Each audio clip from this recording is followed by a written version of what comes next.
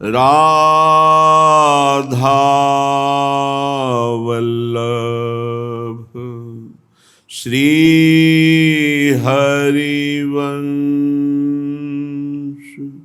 राधा वल्लभ श्री हरिवंश। वृंदावनेश्वरी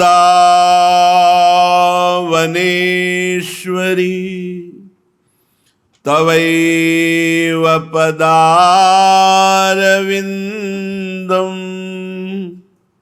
प्रेमामृतैकमकरंद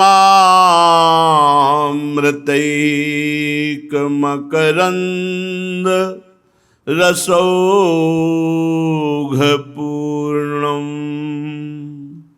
हृद्यर्पितं मधुपते स्मरतापमुग्रं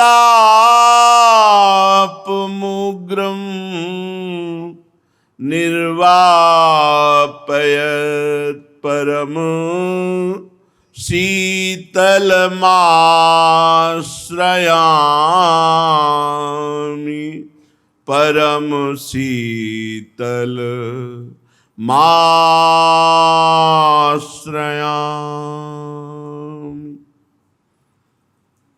परम सच्चिदानंद घन प्रेमानंद स्वरूप नवनिभृत निकुंज महामहिम परम पावन श्री वृंदावन धाम, श्री वृंदावन धाम के लाडिले प्राणाराध्य युगल सरकार श्री श्यामा श्यामजू, समस्त सहचरी वृंद, खग मृग पशु पंछी लता यमुना रस रानी रजरानी, समस्त ब्रजवासी परिकर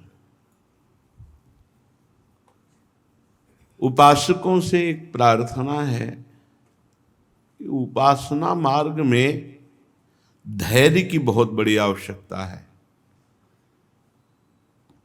और धैर्य के साथ विवेक की आवश्यकता है। बिना विवेक के ये मार्ग चला नहीं जाता और बिना धैर्य के टिका नहीं जाता। चलना है विवेक से और टिकना है धैर्यपूर्वक। पहली बात तो भगवत प्राप्ति पूर्ण समर्पण और विश्वास से होती है, किसी साधना से नहीं। साधना का फल है समस्त असाधनों का त्याग हो जाना। धर्म विरुद्ध आचरण और भोग इच्छा का नाश साधना से होता है। इतना ही भगवत प्राप्ति नहीं है। भगवत प्राप्ति भगवत कृपा से होती है, दृढ़ विश्वास से होता है, दृढ़ भरोसे से होता है, दृढ़ समर्पण से होता है। और यह साधना का विषय नहीं है। दृढ़ समर्पण, दृढ़ विश्वास, दृढ़ भरोसा, ये विचार का विषय है। ये हृदय से विचार करके देखो, क्या उस अव्यक्त परमात्मा को आप किसी क्रिया के द्वारा अपने अधीन कर सकते हैं? क्रियाओं का प्रारंभ मध्य और अंत होता है और परमात्मा अनंत है। अनंत को आदि मध्य और अंत वाली क्रियाओं से कैसे आप खरीद सकते हैं? कैसे आप उसे प्राप्त कर सकते हैं? तो फिर इन साधनाओं का क्या महत्व है? तुमसे असाधन न बन जाए। तुम्हारा हृदय जो विविध प्रकार की भोग वासनाओं में रत है, उसको हटाने के लिए साधन है। और भगवत प्राप्ति तो सिर्फ कृपा से होती है। पूरा जीवन भगवान के चिंतन में व्यतीत करने वाले महापुरुष लीला चिंतन, लीला गायन में दृढ़ श्री सूरदास जी महाराज का अंतिम पद, भरोसो दृढ़ इन चरणन केरो, श्री वल्लभ नख चंद्र छटा बिनु, सब जग माहि अंधेरो, भरोसो दृढ़ इन चरणन के। दृढ़ भरोसा। अंतिम समय नहीं कहा कि साधना लाखों पद लिखे, उसके परिणाम से हमें प्रियालाल मिले, नहीं। गुरुदेव भगवान श्री वल्लभाचार्य जी तो श्री वल्लभ नख चंद्र छटा बिनु, सब जग माहि अंधेरो, भरोसो दृढ़ इन चरणन केरो। इस मलिन कलिकाल में हमारी साधन वृत्ति टिकी रहे बहुत मुश्किल है। क्षण क्षण में वृत्तियां बदलती रहती हैं, कभी वैराग्य प्रधान, कभी भोग प्रधान, कभी रजोगुण, कभी तमोगुण, भीड़ लगी हुई। आप लोग बहिर्मुख हैं इसलिए आप पहचान नहीं पा रहे, नहीं एक एक सेकंड की वृत्ति को पहचाना जाता है। इस समय रजोगुण है कि तमोगुण है, सतोगुण है कि गुणातीत स्थिति है। हम आपसे प्रार्थना करते हैं कि आप भगवत प्राप्ति के विषय में चिंता रहित हो जाएं।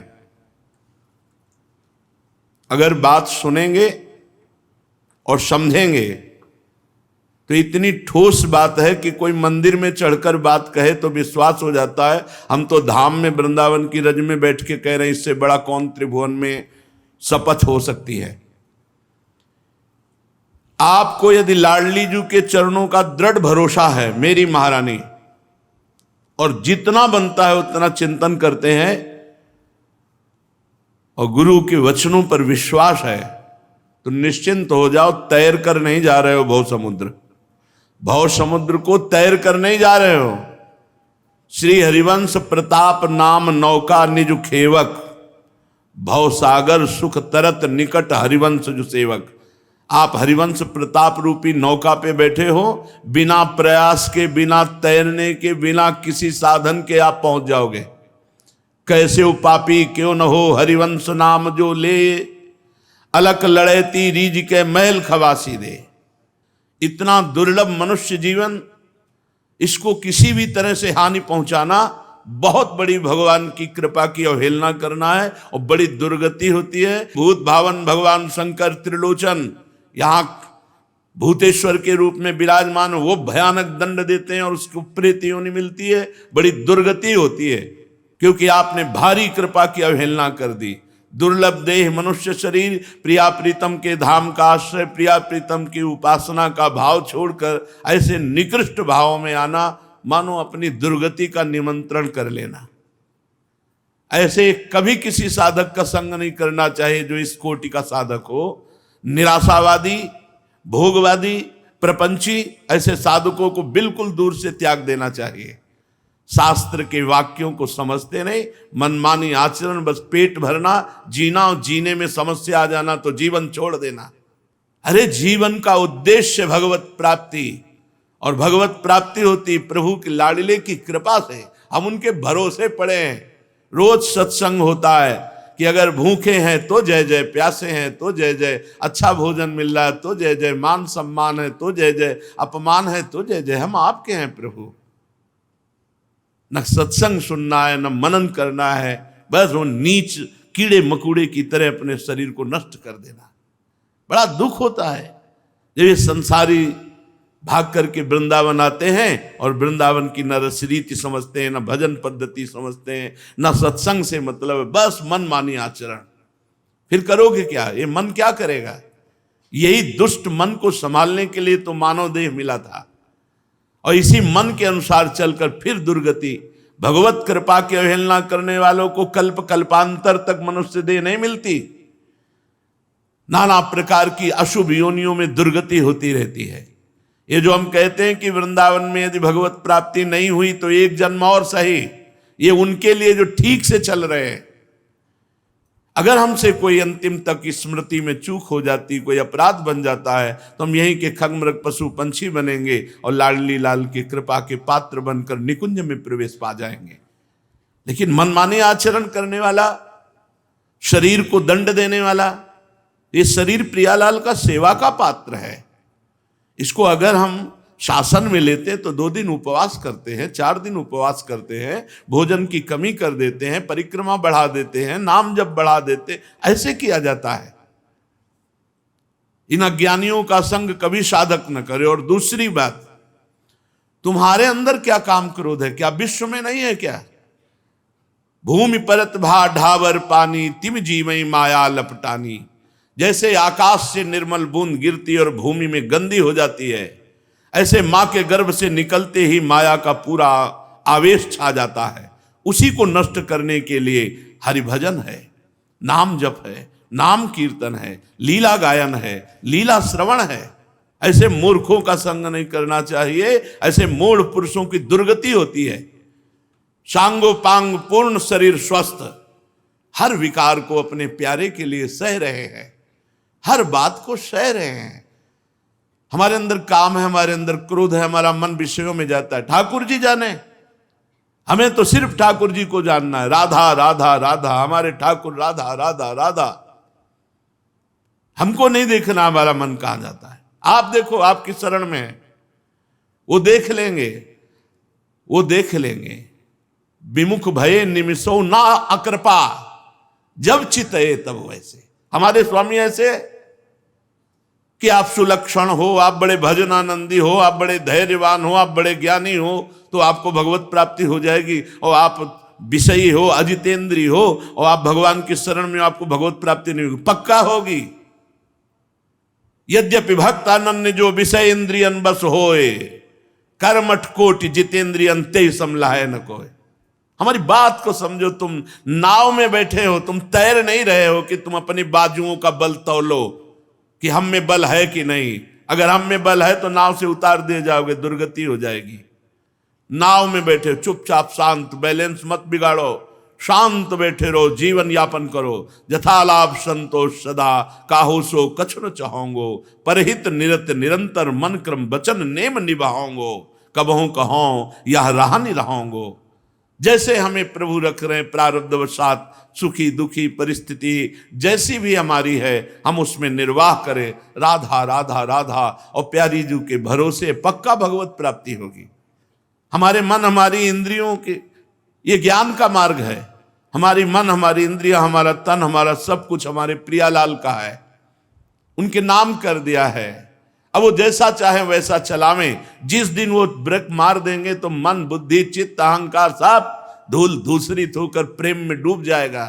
क्या समझते हो प्रियालाल की कृपा को?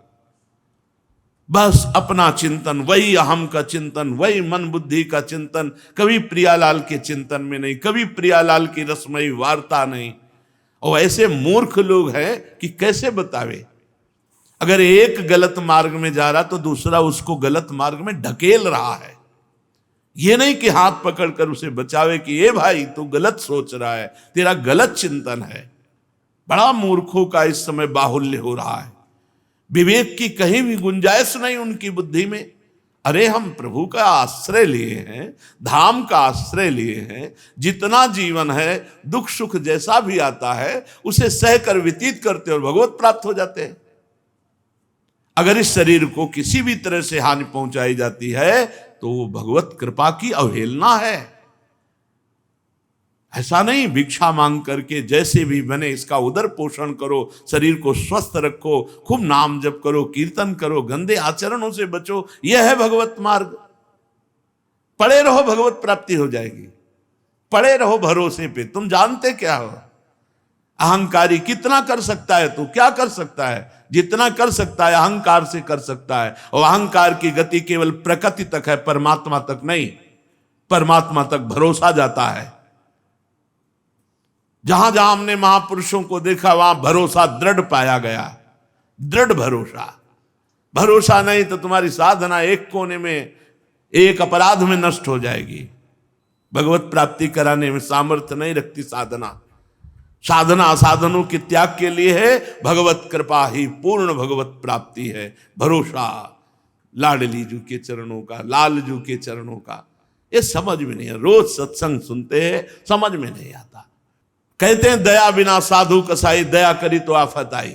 होश में, होश में अपने को छुपा के जीवन व्यतीत करते हुए श्री जी के चरणों में लीन हो गए। खत्म खेल। ये रुपया अर्थ अनर्थ का कारण है। शास्त्र चिल्ला के कहता है यदि से शास्त्र सम्मत गुरुजनों की आज्ञा में तो ये सफल, नहीं तो फंसा के जाल की तरह उसी में मार देगा। जैसे मकड़ी अपने मुख से जाला फैलाती है, उसी जाले में फंस कर मर जाती है। बहुत सावधान। सबसे बड़ा धन है परम धन राधा नाम आधार। यदि हम राधा राधा अपने कमरे में बैठे कर रहे हैं और 2 रोटी नमक मिल जाता है और वृंदावन वास करे तो हमसे बड़ा चक्रवर्ती सम्राट भी नहीं। ये बात कहां समझ में आ रही है? अपने को दीनहीन वृंदावन ही विधि बसे तज के सब अभिमान, तृणते नीचो आपको जाने सोई जान। अपने को सबसे नीचहीन जान करके वृंदावन वास करे। वृंदावन ऐसे रे मनो चिन्हारो नाई, हम जानते नहीं भैया, तुम्हें भूख लगी हमारा भोजन ले लीजिए, आज हम उपवास कर लेंगे, बस हम कल की व्यवस्था तुम्हें कर सकें ऐसी हमारी सामर्थ्य नहीं। आज हमारे पास तुम आए हो, ये 4 रोटी हमारी है, ले खा लो, राधा राधा तुम भी जपो, आज हम उपवास करके जपेंगे। ऐसे सेवा की जाती। कोई भी प्रपंच ऐसा, कोई भी बात ऐसी जो आपको श्री जी से विमुख कर दे, धाम से विमुख कर दे, अपने दैन्यता से विमुख कर दे, नाम से विमुख कर दे, वो सब दूर हो जाता है प्रपंच। जहां राधा राधा राधा तो, और जहां राधा राधा छूटा तो कहा हनुमंत विपति प्रभु सोई, जब तो सुमिरन भजन न होई। समझ में नहीं आता, जीव की समझ में नहीं आता। जब तक ठोकर नहीं खाता तब तक समझ में नहीं आता। उसको लगता है गुरुजन किसी स्वार्थ के वशीभूत होकर बोल रहे हैं। सुख सुविधाएं हमारे लिए दुख दुविधाएं हैं। हम श्री जी के लिए रोने आए हैं, श्री जी के लिए तड़पने आए हैं, श्री जी के भरोसे ऐसे फुटपाथ में जीने आए हैं। तो श्री जी तो ऐसे नहीं रखने देती। अगर श्री जी का भरोसा हो जाए वो तो कैसी कृपालु हैं, तुम्हें कैसे बताए। और नहीं समझ में आता। जीव को परम पद परमार्थ पथ इससे कोई मतलब नहीं है। वो नहीं समझ, वो अपने अहम का पोषण करना चाहता है। शांत हो जाओ, चुप हो जाओ, गुप्त हो जाओ। रूप जी सनातन जी श्रीधाम वृंदावन आए, ऐसे रहे मनो चिन्हारो नाय, आदेश कर देते तो महामंत्री थे, पूरे वृंदावन का रोज भंडारा करवाते, कोई फर्क नहीं पड़ता था। राधा कुंड निवासी श्री रघुनाथ दास गोस्वामी जी, उनके पिता 2 भाई थे, ऐसा वैभव था, पूरे ब्रज 84 को इसको रोज पवाते तो भी कमी नहीं थी। लेकिन आप नमक और छाछ के सिवा कभी जबान पे कुछ नहीं रखा और अखंड वास करते हुए राधा कुंड में श्री जी को रिझा लिया, श्री जी की सेवा में पहुंच गए। ये हमारा मार्ग समझो। हमारा तात्पर्य है वृंदावन ऐसे रहे मनो चिन्हारो नाय, कोई तुम्हारा नहीं है। जब माया अपनी टांग चला देगी, फंसा देगी ना, तो केवल तुम होगे, कोई आस पास नहीं होगा। जब शरीर छूटेगा तो केवल तुम होगे, न पत्नी, न पुत्र, न परिवार, न मित्र, न संपत्ति, न यश, न कीर्ति। ये जीवन केवल श्री जी के लिए। मानो मानो, हम जो पीड़ा युक्त हृदय से सबसे कहते हैं इस बात को, मानो नहीं, ये मन मार देगा।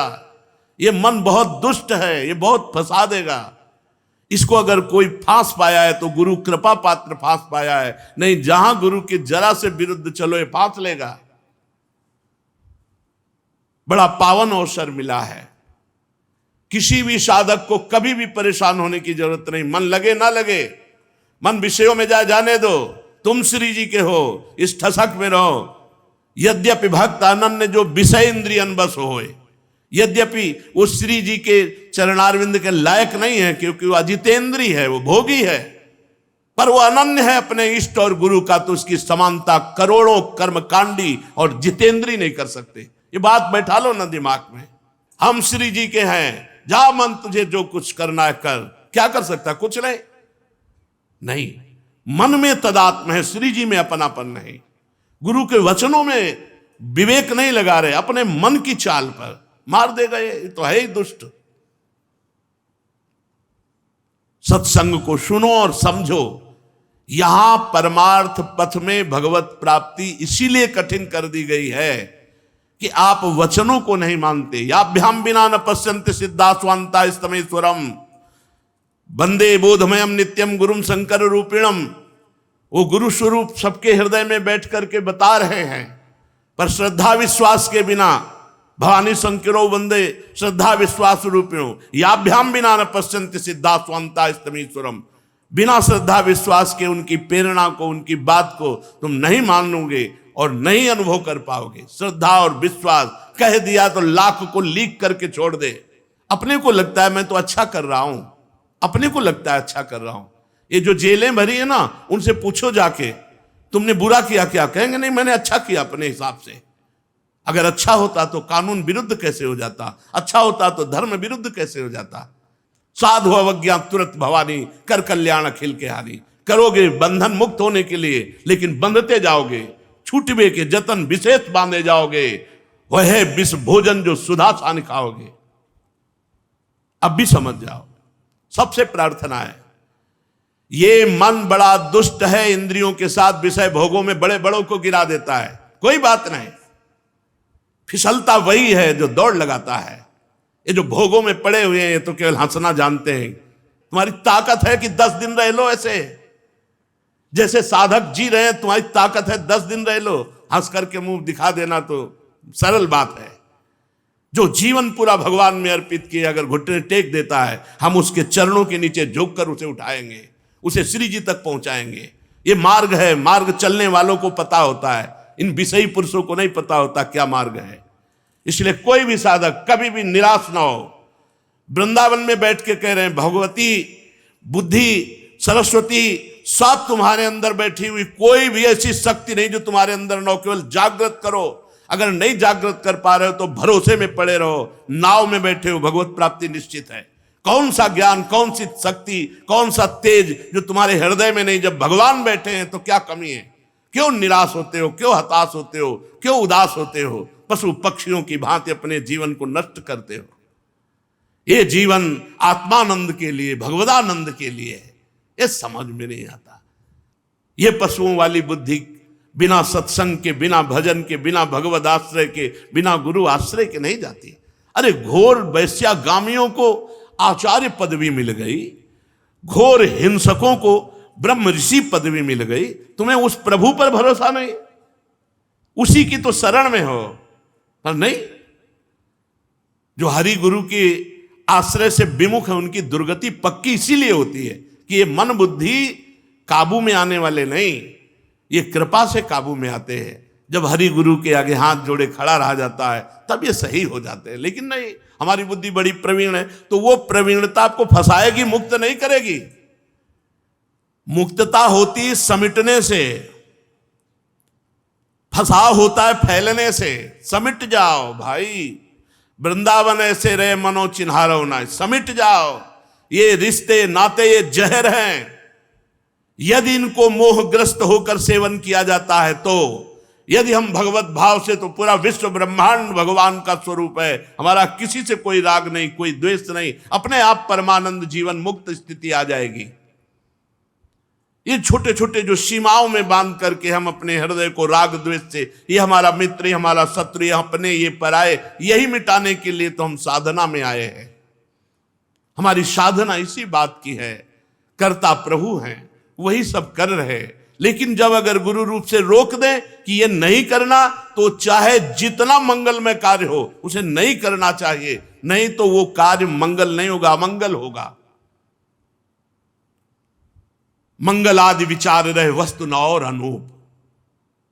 हरिजन को जस गाइए, हरिजन, हरिजस, भगवान का जस, भगवान के भक्तों के जस, उसी में डूबे, नाम जप कर रहे हैं। इससे बड़ा हमारा मंगल क्या? एक बार राधा बोला और एक त्रिभुवन का भंडारा करे।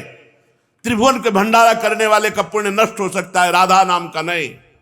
राधा, इसकी बराबरी कौन? बैठ जाए एक कोने में यमुना के किनारे कहीं, राधा राधा राधा राधा, रब प्रपंच। फिर ये प्रपंच क्या करेगा? फांसेगा, क्लेश देगा। इसलिए सबसे प्रार्थना है, जितने लोग जुड़े हो, उद्देश्य समझो, मनोरंजन नहीं मनोभंजन उद्देश्य है, भगवत प्राप्ति उद्देश्य है।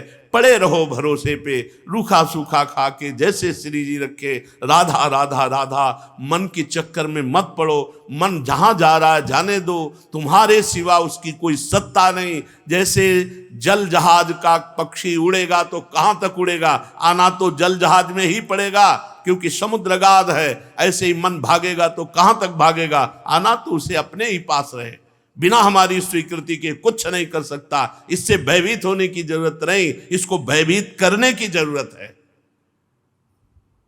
श्रीपाद प्रबोधानंद जी महाराज कहते हैं, अनाथ जन पावनम सकल पाप विद्रावणम महारति सुधा भरे सकल चित्त विद्रावणम सहेस कृत भावनम सहरिराधिका जीवनम महापतित पावनम जयति धाम वृंदावनम महापतित पावनम जयति धाम वृंदावनम। अनाथ जन पावनम। अनाथ किसे कहते हैं? जिसे न तपस्या का बल है, न किसी धन का बल है, न किसी व्यक्ति का बल है, न किसी भी तरह का कोई बल नहीं। सुनेरी मैंने निर्बल के बलराम, सब तरह से हीन हूं, मेरा कोई नहीं, मेरा कोई सहारा नहीं, ना तपस्या, न धन, न जन, न रिश्ते, न नाते। अनाथ जन पावनम। अपबल, तपबल और बाहुबल, चौथो बल है दाम। सूर किशोर कृपाते सब बल, हारे को हरि नाम। लाखों बार सुन चुके। जब तक असरण नहीं होगे तो शरण कहां से हो जाओगे? जब तक अनाथ नहीं होगे तो समर्थ कैसे हो जाओगे? जब तक पतित भाव नहीं आएगा अपने अंदर कि मैं पतित हूं, तब तक पावन कैसे हो जाओगे? दीन नहीं बनोगे तो दीनानाथ कहां से मिल जाएंगे? यहां तो बहुत बल है, बहुत चातुरी है, बहुत भरोसे है, बहुत फैलाव है। कैसे पावन करेगा वृंदावन? फिर मन में यही प्रेरणा आएगी, संसार में चले। वही निकृष्ट मन फिर वहीं पहुंचा देगा। हमारी बात मान लो। ना कोई कपड़ा रोक पाएगा, ना कोई यहां का भाव रोक पाएगा।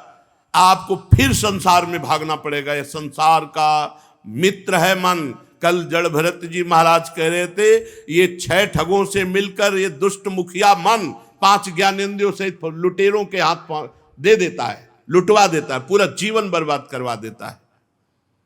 अनाथ जन पावन। बिल्कुल सहज हो जाओ। वृंदावन कितना महान है। आप जहां आए हुए हैं, एक भी भजन ना हो और पड़े रहो, अपराध न करो, भगवत प्राप्ति हो जाएगी। जय रेणु पर मरिबो मंगल आए। यहां जब हमारा प्रारब्ध के अनुसार शरीर पूरा होता है तो श्री जी की सखियां लेने आती है। जैसे काशी में शरीर छूटने पर भगवान शिव तारक मंत्र देते, ऐसे यहां वृंदावन में धाम है, महल है, यहां शरीर छूटता है तो वृंदा सखी के सानिध्य से उसे राधा नाम सुनाया जाता है, श्री जी की प्राप्ति कराई जाती है। लेकिन ऐसे निकृष्ट अधमों को, जो भगवत विरुद्ध कृपा की अवहेलना करके अपने शरीर आदि की हानि करते, इनकी भारी दुर्गति होती है। भूत भावन भगवान शंकर जो भूतेश्वर के रूप में विराजमान भयानक दंड देते हैं और वो प्रेत योनि को प्राप्त होता है। बहुत सावधानी की जरूरत है। वृंदावन श्री जी के सहारे पड़े हैं। दुख सुख मान अपमान लाभ हानि जो भी स्थिति, अच्छी बुरी स्थिति श्री जी जाने। अब हम तो धाम का भरोसा कर लिया, भगवत प्राप्ति पक्की। जब शरीर छूटेगा भगवत प्राप्ति पक्की। हम धाम के भरोसे में भगवत प्राप्ति के लिए पड़े हैं। कितना कर सकते हो? कितना कर सकते हो? एक अपराध, वैष्णव अपराध पूरे जीवन के भजन को छीन कर देगा। कितना कर सकते हो? हम इनका भरोसा करें, 2-4 माला से भगवत प्राप्ति हो जाए। हमें भरोसा है लाडली जी की कृपा का, उनकी कृपा का। हमसे जो भजन बनता है, साधन बनता है, जो कुछ बनता है उनकी कृपा से बनता है। हम उनके नाम पर, उनके धाम पर, उनके भरोसे पे पड़े। सुनो, ध्यान से सुनो। अनाथ जन पावनम सकल पाप विद्रावणम। अनाथ जन पावनम, जिनका कोई नहीं है उसको पावन करने वाले कौन है? नाथ अनाथन हित समर्थ मोहन श्री राधा। समर्थ विराजमान है राधा मोहन जी महाराज, यही उनका महल है। भरोसे पे मस्त रहो ना काहू सो बोलिबो ना कोई व्यवहार, अपनी कुंवर किशोरी को जियत निहार निहार।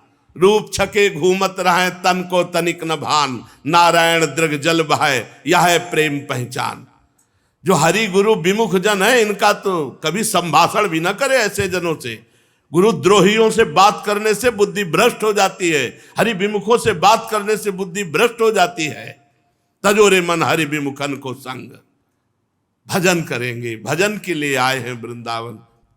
अनाथ जन पावनम, मेरा कोई नहीं, श्री जी है, श्री जी के सिवा हमारा, यही भाव लाना है। आप जो सुन पा रहे हैं, आप जिस निष्ठा की बात को पकड़, जन्म के जन्म व्यतीत हो जाते, पकड़ में नहीं आती बात, पूरे जीवन साधना करते व्यतीत हो जाता है, पकड़ नहीं आता कि सूत्र क्या, किससे भगवत प्राप्ति होती है। भरोसा, स्थिति, कुछ समझना नहीं, जो हमारी समझ है नहीं, समझ है नहीं, कोई समझे या ना समझे, सबसे हमारी समझ भली, ठाकुर नंद किशोर हमारे ठकुराई वृषभानु। ज्यादा हमारी समझ नहीं, बस हमारी इतनी समझ, हे प्यारी जो आप हमारे, अब देख लो, आपको नरक भेजना नरक भेजो, स्वर्ग भेजना स्वर्ग भेजो, परम पद, आपको बुरा करवाना है भला करवाना, जैसा हम आपके। यह है अनाथ जन पावनम। अनाथ जन पावनम सकल पाप विद्रावणम। सीधाम वृंदावन वास मात्र सकल पापों का नाश कर देता है। पकड़ो ना इस बात को। परेशान होते हो, हमारा मन इधर जाता है, हमारा मन उधर, जाने दो, परिणाम में तो अच्छा है ना, परिणाम बड़ा मंगल होगा। अनाथ जन पावनम सकल पाप विद्रावणम, समस्त पापों का नाश कर देता है। आप जानते हो, यहां घंटा 2 घंटा रहने से पाप नष्ट हो जाते हैं। जो प्रयागराज तीर्थ में माघ में 1 महीना वास करने का जो फल होता है, घंटा 2 घंटा में हो जाएगा। ये धाम है, स्वयं तीर्थराज प्रयाग, गर्ग संहिता में पढ़ के देख लो। तीर्थराज प्रयाग यहाँ की रज में लौटकर पावन होने के लिए आता है। आप सीधाम वृंदावन वासी, आपको चिंता है, शोक है अपने कल्याण का, तो धिक्कार है आपकी शरणागति को। आप अभी शरणागति नहीं हुए। यदि आपको अपने कल्याण, अपने पाप ने अपने लिए चिंता है, आप प्यारे जू का भरोसा ही नहीं लिए है। अनाथ जन पावनम सकल पाप विद्रावणम, समस्त पापों को भस्म कर देता है वृंदावन। अरे धामवासी हो। महारथ सुधा भरे सकल चित्र विद्रावणम। ध्यान दो, जितने आवास करने वाले हैं, इन सब का अंतिम परिणाम होगा कि इनका चित्त प्रेम से द्रवित होकर प्रियालाल को प्राप्त होगा। विश्वास कर ले ना, भटकना मिट जाएगा। हित ध्रुव जो विश्वास है, तब ही सुधरे बात, ना तरुमाया पंथ में फिरे जो टक्कर खात। महारथ सुधा भरे सकल चित्र विद्रावणम, जितने भी यहां हैं सबके चित्त को एक दिन प्रेम में वृंदावन डुबो देगा। विश्वास करो, ये धाम है, ये रंगरेजी है, एक दिन प्रेम में रंग देगा तुम्हारा हृदय। विश्वास करो। सहेस कृत भावनम सहरि राधिका जीवनम। समस्त ब्रह्मांडों के जितने भी लोकपाल ईश्वर कोटि के हैं, सब ईश्वरों के ईश्वर श्री कृष्ण चंद्रजू हैं। और श्री कृष्ण चंद्रजू और श्री लाडली जू का जीवन है वृंदावन। सहेस कृत भावनम सहरि राधिका वनम जीवनम। ये प्रिया प्रीतम का निज महल वृंदावन, प्रिया प्रीतम का जीवन है। इसलिए महापतित पावनम जयति धाम वृंदावने। जय हो वृंदावन धाम की, जो महापतितों को भी पावन करके प्रियालाल की प्राप्ति करा देता है। वृंदावन के बल से प्रियालाल की प्राप्ति होगी। तुम क्या साधन करोगे? तुम तो राधा राधा बोलो, जो मिले उच्छिष्ट पाओ, शरीर में दम हो परिक्रमा लगाओ, रज में लौटो और जय जयकार करो, पड़े जीवन व्यतीत करो, हो जाएगी भगवत प्राप्ति। लेकिन कहां ये उपद्रव किए बिना मन नहीं मानता। आनंदानाम परम चरमो यो वधिर वैष्णवानाम सर्वोर्ध्वानाम सकल हरिशक्तयुन्नति न्यांच योवा संपूर्णानां परम भगवत सद्गुणानां च यो वा सा श्री वृंदावन भुवि वरीवर्ति सर्वोर्ध्वधाम्नि आनंदानाम परम चरमो। वृंदावन ऐसा आनंद प्रदान करता है जो चरम सीमा का आनंद है। चरम सीमा का आनंद, प्रिया प्रीतम का महामाधुर्य रस। बढ़े उस सबके हृदय में जो प्रियालाल के चरणों के आश्रित जन है, बढ़े हो आनंद मोद सबके, आनंद मोद सबके, महाप्रेम सुरंग रंगी, और कछु न सुहाय तिनको, जुगल सेवा सुख पगी, निषदेव से जानत नाहि सजनी, एक रस में। कहा एक कूड़ा करकट बुद्धि फंसाए है। अरे रूप रस की जहां वर्षा हो रही, ऐसी प्यारी जू के गुणों का गायन करो, लीला चिंतन की भावना करो, प्रिया प्रीतम की प्रगट सेवा करो। नहीं, उद्दंडता, अरे कम से कम मन उद्दंडता कर रहा है, तुम तो उद्दंडता मत करो, तुम तो उसको शासन में ले लो। धाम का केवल आश्रय और धाम का वास, बोले आनंदानाम परम चरमो, चरम अवस्था का आनंद प्रदान करता है वृंदावन। यो वधिर वैष्णवानाम, जितने वैष्णव धाम हैं सबकी अवधि है, सीमा है, आनंद की चरम सीमा, और मूल है वैष्णव धामों का ये श्रीधाम वृंदावन। और सर्वोर्ध्वानाम सकल हरि सक्त युन्नति नांच योवा, भगवान के संपूर्ण उत्तम गुणों की, भगवान की अनंत शक्तियों की चरम शेष यहां उन्नति है। क्योंकि जैसे राष्ट्रपति भवन की विशेष सुरक्षा ऐसे वृंदावन धाम में दिव्य शक्तियां वास करती है। अपराध से केवल बचो, वैष्णव अपराध से बचो, ये दिव्य शक्तियां आपकी रक्षा करके, आपको सद्गुण संपन्न करके प्रियालाल के योग्य बना देंगी। सर्वोर्ध्वानाम सकल हरिशक्त युन्नति नांच योगा, जितने भी भागवतिक गुण हैं यहां मूर्तिमान होकर रहते हैं, अर्थात आपको ऐसे सद्गुणी बना देंगे, धाम के सद्गुण, कि प्रियालाल आपको पसंद कर लेंगे। और शक्ति नाम, भगवान की समस्त भागवतिक शक्तियां यहां विराजमान है, वो आपको ऐसी शक्ति देंगी कि आप काम क्रोध लोभ मोह मद विजयी हो जाएंगे और आप प्रियालाल के योग्य बन। ये धाम की कृपा। और भय ये लगता है कि माया बहुत बलवती, एक झटके में पूरा का पूरा जो कृपा से हमारा जीवन बना बर्बाद कर देगी, एक झटके में बर्बाद कर देगी। बहुत सावधानी की जरूरत है, बहुत सावधानी की जरूरत है। ऐसा नहीं है कि आप मनमानी अब करो तो आपको धाम मिलेगा ही, मनमानी करो तो आपको भजन करने का अवसर नहीं, छिन जाएगा अवसर, भजन करने का अवसर नहीं मिलेगा, धाम वास का अवसर नहीं मिलेगा। एक बार भी राधा राधा बोलने के लिए आपके अंदर क्षमता नहीं रह जाएगी। अभी आप नहीं समझ पा रहे इस माया की मलिनता को। अगर आप सावधानी पूर्वक वृंदावन वास करें तो हरि की संपूर्ण शक्तियां, हरि के संपूर्ण सद्गुण यहां चरम सीमा में विराजमान है। वो आपका सहयोग करेंगे, बड़े बड़े सिद्ध महापुरुष आप पर कृपा करेंगे। आप दैन्यता से भजन करेंगे तो श्री जी की प्राप्ति सहज में हो जाएगी। ये महापुरुष जन कृपा करते हैं, जो सिद्ध महापुरुष वृंदावन के पूर्व में हो चुके हैं, अव्यक्त हैं, वो सब हैं, यही हैं। वो उनकी कृपा से ही हमारे भाव बनते हैं। संपूर्णानाम परम भगवत सद्गुणानाम चयोवा, संपूर्ण भागवतिक सद्गुण से वृंदावन सुशोभित हो रहा है। ये आपको वैसे ही भागवतिक बना देगा, महाभागवत बना देगा। आप धैर्य पूर्वक रहिए।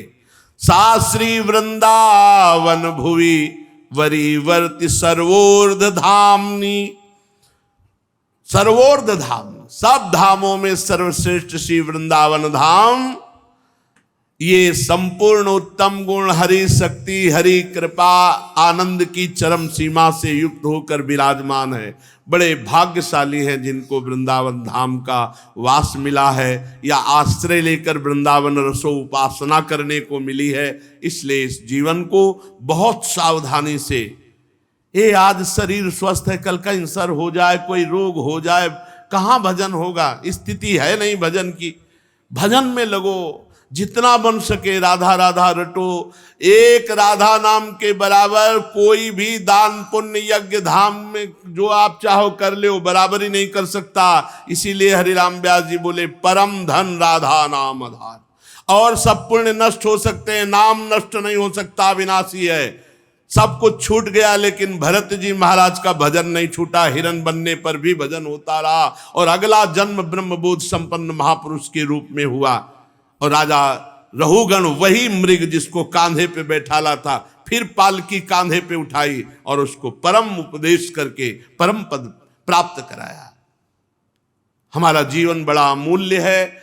अगर इस जीवन में हम भटक गए तो फिर भगवत प्राप्ति के लिए और कोई जीवन नहीं है। 83,99,999 योनियों में सामर्थ्य नहीं कि वो कोई नया कर्म अनुष्ठान कर सके, एकमात्र मानव देह में है। चलते हैं महामहिम श्रीमद् भागवत पुराण में श्री जड़ भरत जी का पावन चरित्र आप श्रवण कर रहे हैं। राजा रहुगण को उपदेश किया कि ये भावाटवी, ये संसार रूपी जंगल जिसमें एक बार जीव आ गया तो निकलना बड़ा कठिन है, ऐसा जंगल है। इतना मनोरम, इतना भयावना दोनों बातें हैं कि इससे निकलना बड़ा मुश्किल है। सदगुरु कृपा हो तो इस भावाटवी से निकल पावे, नहीं तो इसी में फंसा रहता है। ये कभी धन की खोज में अपने अभिष्ट भोगों को भोगने के लिए चोरी शुरू कर देता है, बुरे उपाय से ये चोरी करके धन कमाता है। और एक बात ध्यान रखे, पापाचरण से किया हुआ धन पूरे परिवार को दुख और अशांति प्रदान करके नष्ट हो जाता है। चाहे घूस का धन हो, चाहे चोरी का धन हो, बेईमानी का धन हो, अधर्म का धन हो, कभी सुखी नहीं हो सकते कोई भी हो। जब वो धन आएगा तो तुम्हारे परिवार की पहले बुद्धि भ्रष्ट करेगा, स्वास्थ्य खराब करेगा, फिर नष्ट कर देगा। तो इस भावाटवी संसार में सुख भोगने की इच्छा से, धन की लालसा से, जब सही ढंग से धन नहीं मिलता तो गलत ढंग से लोग धन कमाने लगते हैं, चोरी आदि बुरे उपायों से। जहां तहां अपमानित भी होना पड़ता है, पर वो अपमान की परवाह न करके वैर भाव बढ़ा करके बस अपनी वासनाओं की पूर्ति में पूरा जीवन बर्बाद कर देता है। हे रहुगण, इस संसार मार्ग में चलने वाला जीव ये अनेक प्रकार के क्लेश और विघ्न बाधाओं से बाधित होने पर भी इसको भगवान की याद नहीं आती। बस कैसे भोग मिले, कैसे परिवार का पोषण हो, कैसे धन मिले। अगर कोई परिवार में मर जाता है तो उसका संस्कार कर दिया और नयों के साथ आसक्ति जोड़ लेता है। जो नए जन्मे, नए रिश्ते, उनमें आसक्ति जोड़ लेता है। कभी कभी बिछुड़ने के भाव से बिछुड़ने वालों के लिए बड़ा दुख, शोक, रोता है। कभी अनुकूल बात बन गई, नाचता है, गाता है, प्रसन्नता मनाता है। पूरा जीवन इसी शोक में, हर्ष में, भोग में, धन में, पारिवारिक जनों में ऐसे व्यतीत कर देता, उसे भगवान की याद नहीं आती कि मैं गर्भ में वादा करके आया हूं कि अब की बार भजन ऐसा करूंगा कि दोबारा गर्भ में ना पड़े। अगर कभी सौभाग्य से इसे साधुजनों का संग मिल जाए तो ये उनसे वंचित रहता है, वहां भी दोष दर्शन करता है, उनकी बात नहीं मानता है। ये निरंतर संसार मार्ग में आगे बढ़ता रहता है। हे राजन, जहां से इसकी यात्रा आरंभ हुई थी वो आज तक वहां नहीं पहुंच पाया, आगे ही बढ़ता चला जा रहा है। अभी तक ये नहीं लौटा। यात्रा कहां से शुरू हुई थी? परमात्मा से। परमात्मा से भोग की तरफ यात्रा हुई, आज तक परमात्मा की तरफ नहीं लौट पाए। जिन्होंने सब वासनाओं का त्याग कर दिया, वह निवृत्ति प्राण संयत आत्मा मुनिजन ही लौट पाते हैं परमात्मा तक। चाहे कोई बड़े बड़े यज्ञों का अनुष्ठान कर ले, हे राजर्ष, परमात्मा तक गति नहीं हो सकती। चाहे संग्राम भूमि में युद्ध करके, प्राण परित्याग करके, ये मैं, ये मेरी, ऐसे अभिमान, इनको भी परमात्मा की प्राप्ति नहीं होती। लोक लोकांतर के सुख भले मिल जाएं, इसलिए जो संसार से पार होना चाहते हैं वे अपने पाप और पुण्य कर्म दोनों को भस्म कर दें और निरंतर भजन करते हुए भगवान को प्राप्त करें। परमात्मा की प्राप्ति का उपाय पुण्य और पाप दोनों भस्म हो जाएं। शरण निरापक पद रमित सकल अशुभ शुभ नंस और देत सहज निश्चल भगत सु जय जय श्री हरिवंश। संसार मार्ग में भटकते हुए प्राणी को यदि साधु संग मिल जाए और भजन में लग जाए तो जहां से चला था वहीं अपने घर लौट जाए। ये परम धाम हमारा घर है, प्रिया प्रीतम हमारे घर वाले हैं। अगर हम प्रिया प्रीतम तक नहीं पहुंचे तो फिर अन्य योनियों में हमारे को ऐसा साधन करने को नहीं मिलेगा। महाराज जड़ भरत जी के उपदेश से अज्ञान की ग्रंथि का भेदन हुआ रहुगण का और वो परम पद को प्राप्त हुआ। राजर्षि भरत के विषय में ज्ञानी जन ऐसा कहते हैं कि जैसे गरुण जी की होड़ कोई मक्खी नहीं कर सकती, ऐसे महात्मा भरत जी की होड़ कोई राजा मन से भी नहीं कर सकता। जैसे गरुण जी की होड़ कोई मक्खी नहीं कर सकती, ऐसे जड़ भरत जी की होड़ कोई राजर्षि नहीं कर सकता। उन्होंने युवावस्था में ही अपनी पत्नी पुत्र आदि सबका त्याग करके भगवान के लिए साधन किया और तीसरे जन्म में भगवत प्राप्त महात्मा हुए। जो महाराज भरत जी का, जड़ भरत जी का पावन चरित्र सुनेगा उसकी अकाल मृत्यु नष्ट हो जाएगी। वो अकाल मृत्यु को प्राप्त नहीं होगा, उसका यश बढ़ेगा और यदि वो भगवान का आश्रय लेकर भजन करने वाला बने तो मोक्ष या प्रेम को भी प्राप्त होगा। जो जड़ भरत जी के पावन चरित्र को सुनेगा या सुनाएगा उसको यदि कोई अन्य कामना भी है तो उस कामना की पूर्ति हो जाएगी। श्री सुखदेव जी कहते, राजन भरत जी का पुत्र सुमति हुआ, उसने अपने बाबा ऋषभ देव जी का ही अनुसरण किया। भरत जी के पिता भगवान ऋषभ देव जी थे, तो भरत जी के पुत्र सुमति ने ठीक जैसे ऋषभ देव भगवान परमहंसों की चर्या में जीवन व्यतीत किया, ऐसे ही कलयुग में बहुत से पाखंडी लोग, अनाद्य पुरुष अपनी दुष्ट बुद्धि से वेद विरुद्ध कल्पना करके ऐसे आचरण करेंगे। सामर्थ्य नहीं है वैसे आचरण करने की, पर जो दिखावे के लिए वो से पाखंड कहते हैं। पाखंडी लोग ऐसा, जैसा सुमति जी ने वास्तविक भगवान ऋषभ देव जी के मार्ग का अनुसरण करके परमहंसचर्या अपनाई, तो पाखंडी लोग वेद विरुद्ध आचरण करेंगे। सुमति जी के पुत्र देवताजित नामक एक हुए। देवताजित के गर्भ, आसुरी के गर्भ से देवद्युम्न, देवद्युम्न से धेनुमति परमेष्ठी, उसके सुवर्चला के गर्भ से प्रतीह नामक पुत्र, ये महाराज भरत जी का वंश का वर्णन करते हैं। प्रतीह जी आत्मज्ञानी महापुरुष थे। वो आत्मविद्या का बहुत गूढ़ रहस्य प्राप्त किया और साक्षात परब्रह्म में स्थित हो गए। प्रतीह जी की भार्या सुवर्चला के गर्भ से प्रतीर, हर्ता, प्रस्तोमा, उद्गाता नाम के 3 पुत्र हुए। वे यज्ञादि कार्यों में बहुत निपुण थे। प्रतिहर्ता की भार्या स्तुति थी, उसके गर्भ से अज और भूमा नाम के 2 पुत्र हुए।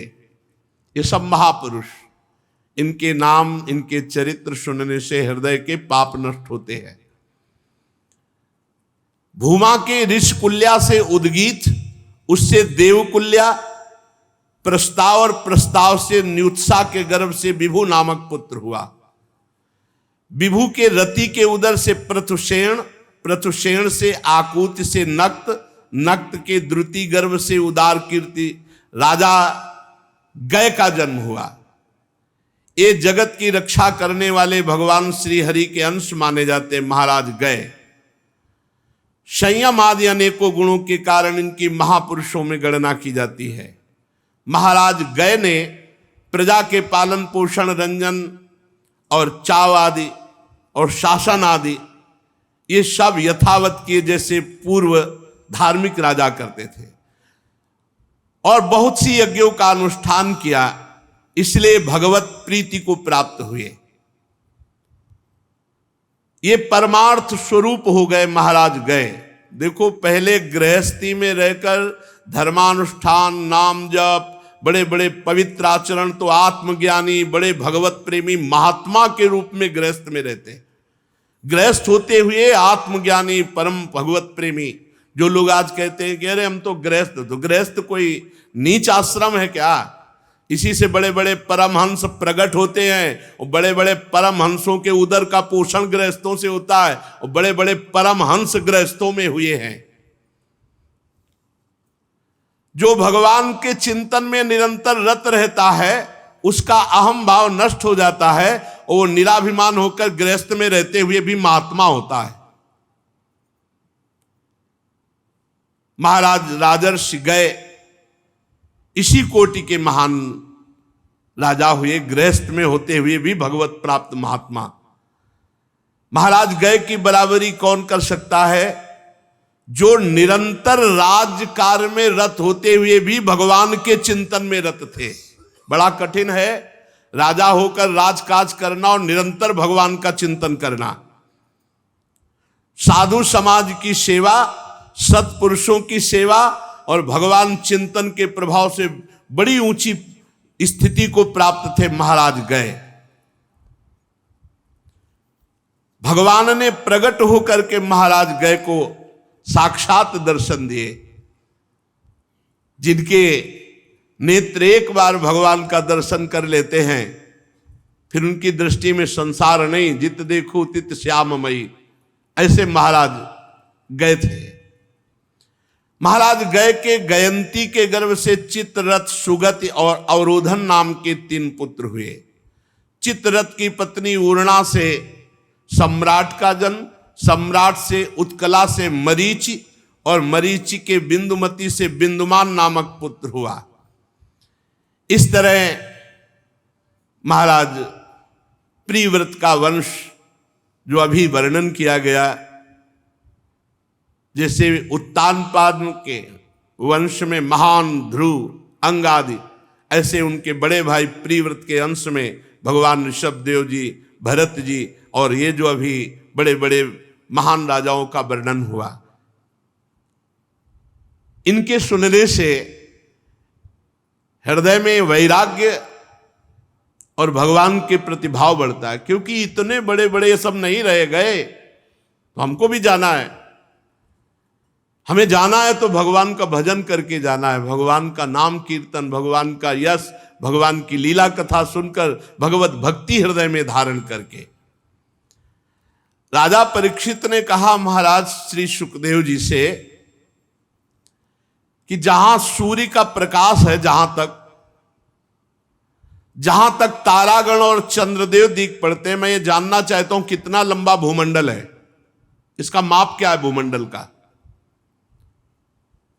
और ये जो 7 समुद्र हैं, 7 द्वीप हैं, मैं इनका पूरा विवरण सुनना चाहता हूं।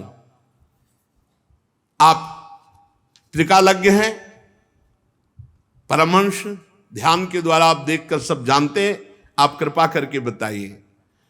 श्री सुखदेव जी बोले महाराज, वैसे तो भगवान की माया का इतना बड़ा विस्तार है कि कोई देवताओं के समान आयु पाले और स्वयं सरस्वती जी उसकी जिह्वा में बैठ जाएं और निरंतर वर्णन करे तो भगवान की माया का पार नहीं पा सकता। इसीलिए हम कुछ वर्णन करते हैं। जो भगवान की रचित ये भूमंडल है, यहां सबसे पहला द्वीप है जम्बू द्वीप। जिसमें हम भारतवासी रह रहे, ये भूमंडल रूप जितना भूमंडल है इसमें 7 द्वीप हैं। उनका ये भीतरी कोश है जम्बू द्वीप। ये 1,00,000 योजन गोलाकार है जम्बू द्वीप। जम्बू द्वीप गोलाकार है और 1,00,000 योजन का है। 1 योजन 4 कोस, 1,00,000 योजन का मतलब 4,00,000 कोश। 4,00,000 कोश का मतलब कितने किलोमीटर? 12,00,000 किलोमीटर का जम्बू द्वीप है। तो क्या और देश ये सब जम्बू द्वीप में आ जाएंगे? 1,00,000 योजन का ये जम्बू द्वीप है। हाँ, इसमें 9,000 योजन विस्तार वाले 9 वर्ष है। 9 देशों में बटा हुआ है। 8 पर्वत हैं। इसमें बीचों बीच इलाव्रत नाम का 10वां वर्ष है। इसके मध्य में सुमेरु पर्वत है, जो पूरा का पूरा सोने का है। ये ऐसी जगह होगा जहां दैवी शक्ति सिद्ध पुरुष जा सकते या देवता। ये ऊपर से नीचे तक सबका सब स्वर्ण का है। 1,00,000 योजन चौड़ा।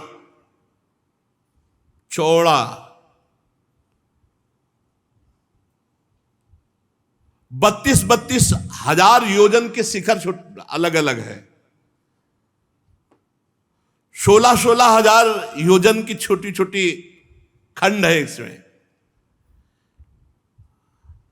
1,00,000 योजन भूमि के नीचे घुसा हुआ है।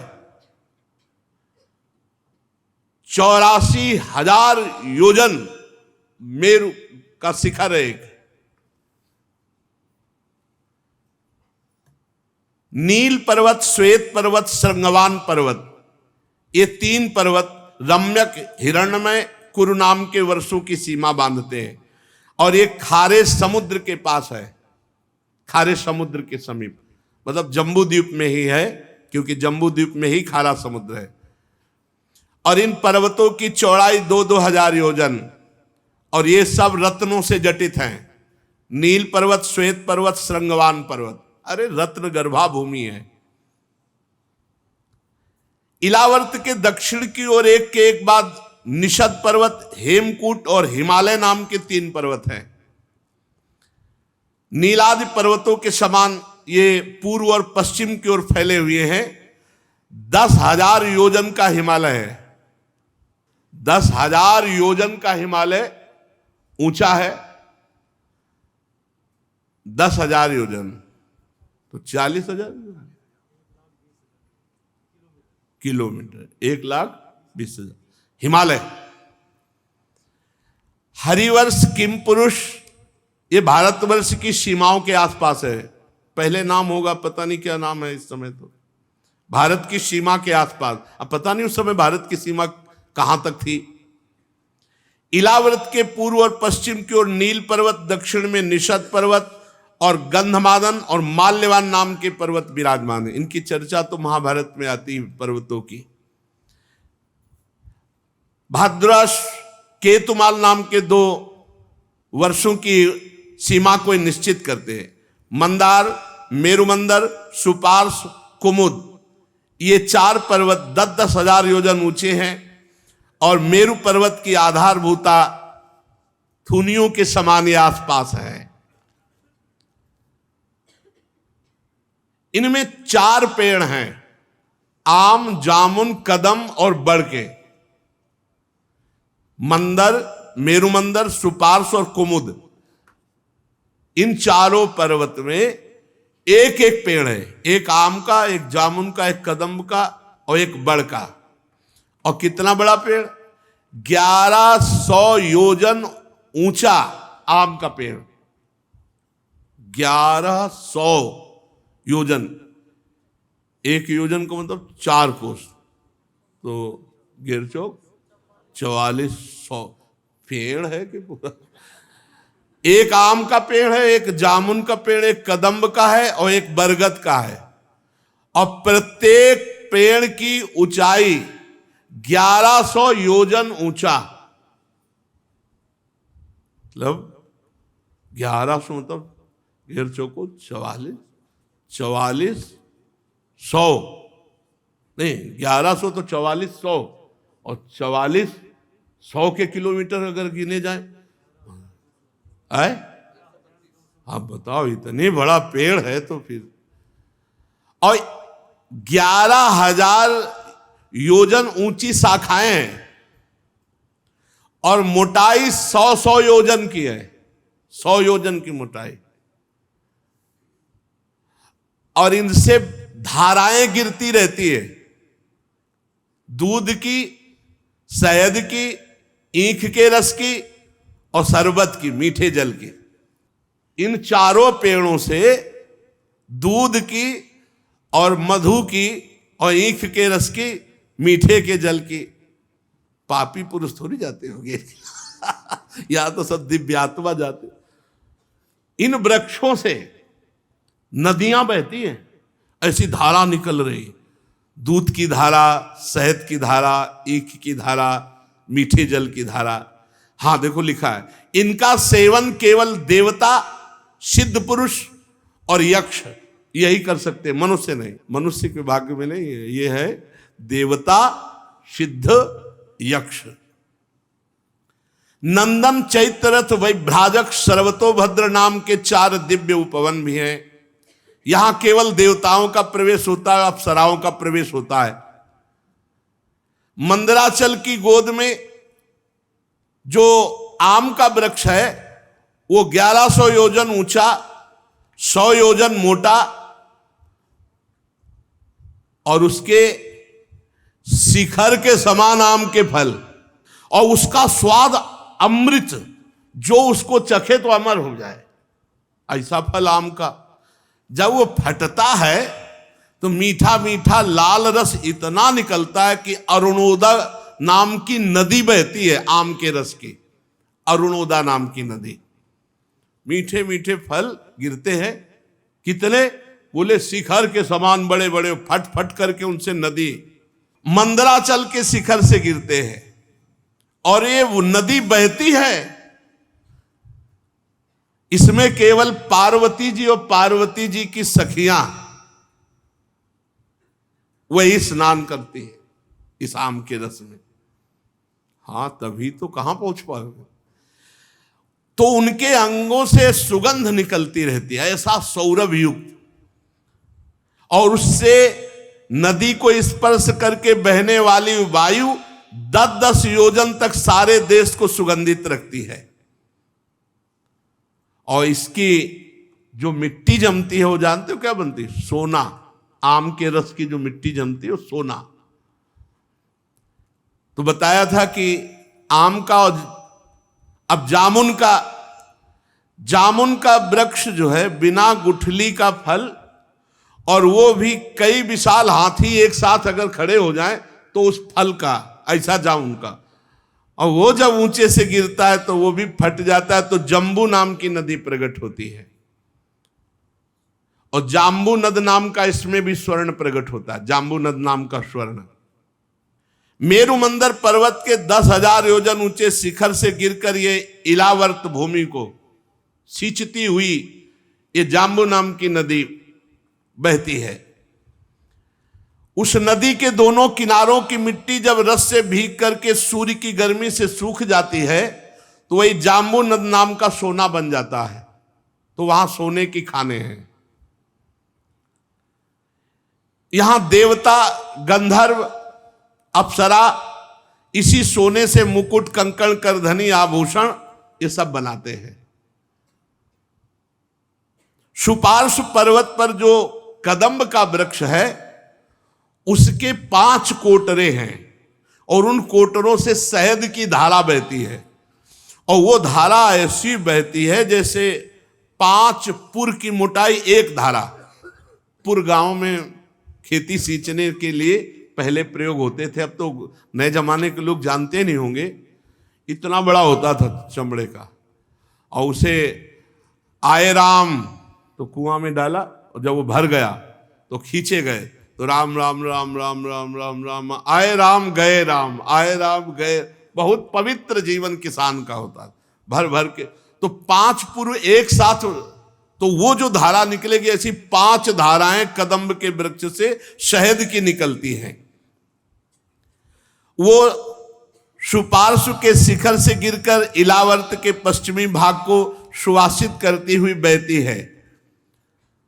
और इसमें इनके आसपास जो लोग रहते हैं वो मधुपान करते हैं, शहद पान करते हैं। तो जहां शास्त्रों में मधुपान आया, लोग उसे समझ नहीं पाते।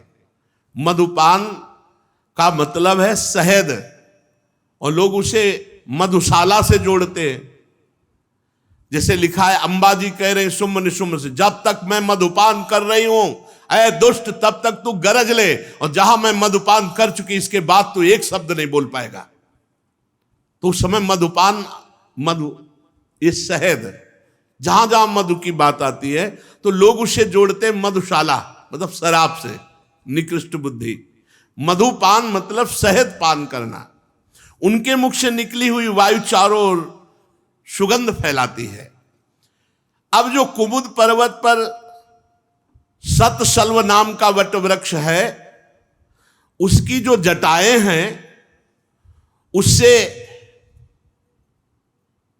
इच्छा अनुसार भोग देने वाला दूध प्रकट होता है। इच्छा अनुसार आप दूध में लिया और सोचा दही बन जाए तो दही आएगा। दही, मधु, घृत, गुड़, अन्न, वस्त्र, सैया, आसन, आभूषण, जो इच्छा करोगे उस दूध से निकल आएगा। दूध ऐसा है कि दही, मधु, घृत, गुड़, अन्न, वस्त्र, सैया, आसन, आभूषण, सब पदार्थ ये सब मायाकृत है।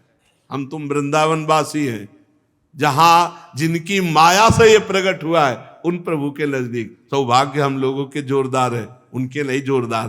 वो ये सब खा पी के भी मरेंगे, हम श्री जी के पास जाएंगे। इनके दिए हुए पदार्थों को जो पाता है, सुनो, झुर्रियां नहीं पड़ती, बाल नहीं पकते, पसीना नहीं आता, थकान नहीं होती, दुर्गंध नहीं शरीर में बनता, बुढ़ापा नहीं आता, रोग नहीं होती, सर्दी गर्मी पीड़ा ये नहीं, रोज नई कांति चेहरे की, अंग में कभी पीड़ा नहीं होगी, कष्ट नहीं सताएगा, पूरा जीवन सुखमय जाएगा। जो इन नदियों के किनारे, हाँ यही है, मृत्यु लोक में है, पर मरेंगे तो है ही है, मृत्यु लोक है। राजन, कमल कर्णिका के चारों ओर जैसे केसर होता है, ऐसे मेरू के मूल देश में कुरंग, कुरर, कुसुम, वैकंठ, त्रिकूट पर्वत, शिशिर, पतंग, रुचक, निषद, श्रीनिवास, कपिल, शंख, वैदूर्य, जारुद, हंस, ऋषभ, नाग, कालंजर पर्वत और नारद, ये 20 पर्वत सुमेर पर्वत के आसपास है। इसके सिवा जठर और देवकूट नाम के 2 पर्वत और हैं, जो 18,000 हजार योजन लंबे हैं। ये सब स्वर्णगिरी मेरु पर्वत के आसपास, इनके बीच में सुमेरु पर्वत जगमगाता है, और सुमेरु के शिखर पर ब्रह्मा जी की बैठक है। ब्रह्मा जी की बैठक है, ऑफिस, ब्रह्मा जी बैठते सुमेरु के शिखर पर। चारों ओर सुमेरु के शिखर पर करोड़ योजन विस्तार वाली ब्रह्मा जी की बैठक है। करोड़ योजन, 1 करोड़ योजन के विस्तार वाली सुमेरु पर्वत पर ब्रह्मा जी की बैठक है। फिर उसके नीचे इंद्र की बैठक है, फिर उसके नीचे 8 लोकपालों की बैठक है। इस तरह से सुमेरु में इन बड़े बड़े महापुरुषों की बैठक है। जब राजा बलि की यज्ञशाला में भगवान वामन रूप लेके गए, त्रिलोकी को नापा, तो अपना एक श्री चरण इतना बढ़ाया कि ब्रह्मलोक पहुंच गया। तो ब्रह्मा जी ने भगवान के उस बाएं पैर के अंगूठे के नख से जो ब्रह्मांड कटाह का ऊपरी भाग फट गया था, तो उससे ब्रह्मांड के बाहर जलधारा आने लगी। उस जलधारा से श्री भगवान के चरण धोए तो उस निर्मल धारा का स्पर्श भगवान के चरणों से हुआ, तो उनका नाम पड़ा भगवतपदी। उस समय भगवतपदी। और वो हजारों युग वही स्थित रहे, हजारों युग व्यतीत हो गए, वहीं स्थित रहे, तब तक उनका नाम भगवतपदी था। फिर वो जब ध्रुवलोक में उतरी तो विष्णुपदी के नाम से कहेंगे। नित्य प्रति बढ़ते हुए भक्ति भाव से ध्रुव जी सेवन करते कि हमारे भगवान श्री हरि का चरणोदक है, तो वहां विष्णुपदी। अत्यंत गदगद कंठ से रोज रोमांचित होकर ध्रुव जी विष्णुपदी जी का सेवन करते। आत्मनिष्ठ सप्त ऋषिगण ध्रुव जी की परिक्रमा लगाते हैं और अपनी तपस्या की सिद्धि मानकर आदर पूर्वक जटाजूट सहित इन्हीं विष्णुपदी में स्नान करते। निष्काम हृदय, भगवान की प्रेम भक्ति बढ़ाने वाली, वैराग्य सुदृढ़ करने वाली, आत्मज्ञान प्रदान करने वाली ये विष्णुपदी जी। वहां से करोड़ों विमानों को तितर वितर करती हुई, चंद्रमंडल को आप्लावित करती हुई मेरु के शिखर पर जब ब्रह्मा जी की पुरी में आई, तब उनका नाम गंगा हुआ। पहले भगवतपदी, फिर विष्णुपदी, और फिर जब ब्रह्मलोक में आई तब गंगा हुआ। और ये 4 भागों में विभक्त हो गई। सीता, अलकनंदा, चक्षु और भद्रा, गंगा जी 4 नामों से ब्रह्मलोक में विभक्त हो गई। सीता नदी, अलकनंदा नदी, चक्षु नदी और भद्रा नदी 4 दिशाओं में बहने लगी। सीता ब्रह्मपुरी से गिरकर केसराचलों के सर्वोच्च शिखरों पर होकर नीचे की ओर बहती हुई गंधमादन के शिखरों पर गिरती हुई भद्रासवर्ष को प्लावित करती हुई खारे समुद्र में जा मिली। इसी प्रकार चक्षु माल्यवान के शिखर पर पहुंचकर वहां से बेरोक टोक केतुमाल वर्ष में बहती हुई पश्चिम में जाकर समुद्र में जा मिली। मेरु पर्वत के शिखर पर उत्तर की ओर गिरती हुई पर्वत से दूसरे पर्वत पर जाती हुई श्रृंगवान शिखर से गिरकर उत्तर कुरदेश में उत्तर के समुद्र में जाकर के भद्रा जी मिल गई। अलकनंदा जी ब्रह्मपुरी से दक्षिण की ओर गिरकर गिर शिखरों को लांघती हुई हेमकूट पर्वत पर पहुंची और वहां हिमालय के शिखर पर विराजमान हुई। भारतवर्ष में प्रवाहित होती हुई फिर जाकर के मिली। जो भारतवर्ष में प्रवाहित हुई गंगा जी, इनके स्नान मात्र से अज्ञान का नाश, पाप का नाश होकर और एक एक गोते में अश्वमेध यज्ञ, राजस्व यज्ञ का फल प्राप्त होता है। भारतवर्ष सबसे श्रेष्ठ इसीलिए कर्म भूमि है क्योंकि जहां गंगा जी प्रवाहित हो रही है। 8 वर्ष तो स्वर्गवासी पुरुषों के बचे हुए भोग भूमि है, केवल भारतवर्ष ही कर्म भूमि है। जो और वर्ष है ये भोग भूमि है, केवल भारतवर्ष कर्म भूमि है। देवतुल्य मनुष्य भोग केवल भोग रहे हैं अन्य देशों में, यहां केवल कर्म भूमि, इसीलिए भारत महान। गंगा जी ब्रह्मलोक से भगीरथ जी की पावन तपस्या के द्वारा भूतल पर आए। अगर भगीरथ जी तपस्या ना करते तो गंगा जी ब्रह्मलोक में ही स्थित रहती।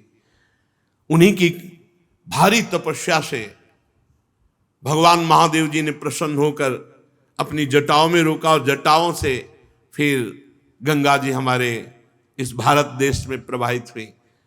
बड़ा पावन देश है जहां गंगा यमुना, यार अपना काम बना लो इस जन्म में, खूब अच्छे आचरण करो, नाम जप करो, सत्संग सुनो, मन की जो गलत वृत्तियां हैं उनका आंतरिक विरोध करो। नहीं भाई, मुझे बहुत जन्म व्यतीत हो गए तेरी सलाह से कार्य करते हुए, अब तो हम हरि गुरु की आज्ञा में चले, और नाम जप करोगे तो आपको बल मिलेगा मन से लड़ने का, और इसी जन्म में मंगल मूड में भगवान की प्राप्ति कर लो। बहुत सुंदर पावन देश में जन्म हुआ जहाँ गंगा यमुना, जहाँ एक से एक परमहंस, एक से एक भगवत प्रेमी महात्मा।